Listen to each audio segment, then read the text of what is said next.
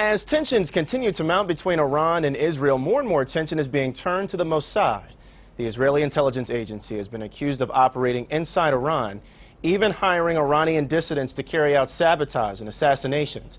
Spies Against Armageddon is the new book that takes a closer look inside the matter. Dan Ravi co-wrote the book. He is also a CBS News correspondent. Dan, good morning to you. Hi, good morning, Terrell. The book takes us inside Israeli intelligence, in particular that group that we just mentioned called the Mossad. Any parallels here to the CIA? Oh, very much so. Israeli intelligence is broken up into various parts: a military intelligence agency, a domestic security agency, kind of like the FBI. They've always had a special agency just for helping Jews around the world, especially when they're in trouble in places like Ethiopia and the former Soviet Union and Arab countries, and bringing them to Israel. And then there's the Mossad. The Mossad is probably the most famous part. It is like the CIA. It's for foreign operations. There have been recent news stories that we've talked about, those assassinations of Iranian nuclear scientists.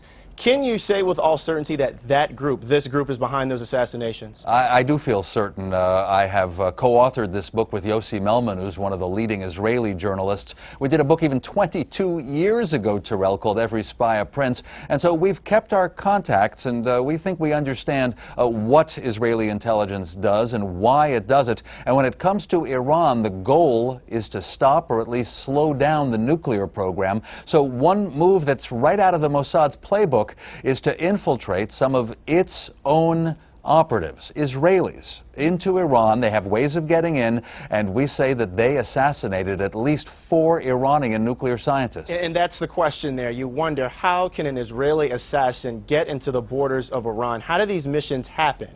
Well, no one's telling us exactly how they've been doing it in Iran, because that's very current. But we did get the history of how the Mossad, Israeli intelligence, has done it in other enemy countries, in Egypt, in Syria, in Lebanon. And so there's a special unit of the Mossad, almost like a Mossad within the Mossad. I would compare them with the Navy SEAL Team 6 that managed to get and kill Osama bin Laden.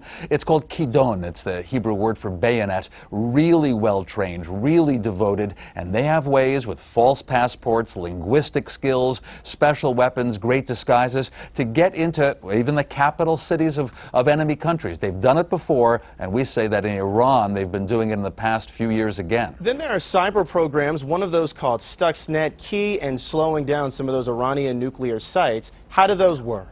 Well, that's the U.S. and Israel working together. In fact, when it comes to stopping Iran's nuclear program, the U.S. and Israel have been cooperating more closely than ever, including, we revealed, joint operations. In the case of Stuxnet, the computer virus that made some of the centrifuges that spin and therefore enrich uranium for Iran, they spun out of control, caused a lot of damage because the Stuxnet virus took over the controller mechanism. Now, the U.S. and Israel together, in the U.S. it was the National Security Agency. In Israel, part of military intelligence that specializes in high tech. Together they created Stuxnet. We don't know how they got it into the Iranian computer. That's still a strict secret. But I'm here to tell you, Terrell, that I feel confident that the U.S. and Israel are still trying to do similar things, kind of sabotaging the Iranian program.